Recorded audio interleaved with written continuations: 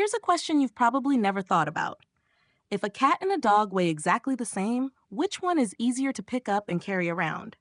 Surprisingly, most people would say the cat, and there's actually some real logic behind it. Think about it. When you pick up a cat, you're basically holding a compact little loaf. Their bodies are soft, flexible, and they naturally curl into themselves. A relaxed cat will just melt into your arms like a fuzzy bowling ball. Their weight stays centered, nothing's flopping around, and if they're in the mood, they'll even hook onto you like a little backpack. It's effortless. Now try the same thing with a dog. Even at the exact same weight, a dog feels heavier. Why? Because their body is longer and more spread out.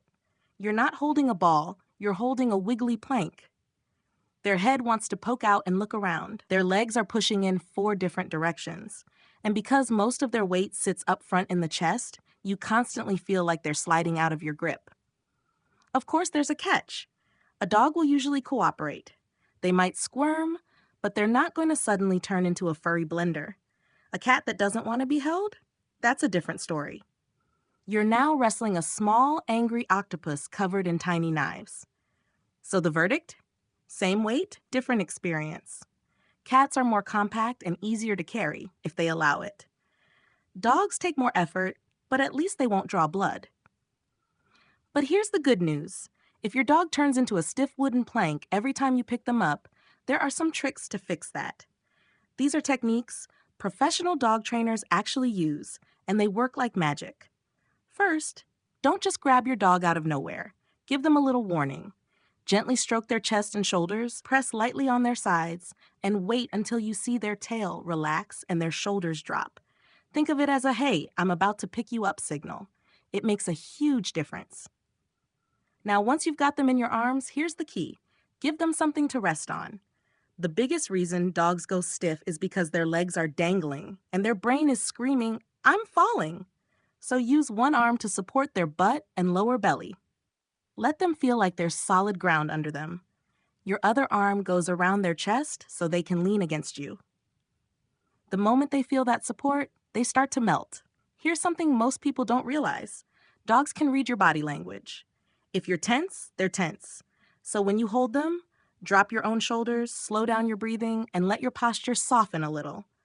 The calmer you are, the softer they get.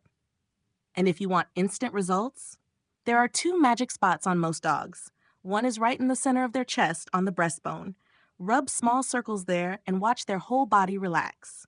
The other is behind the ears.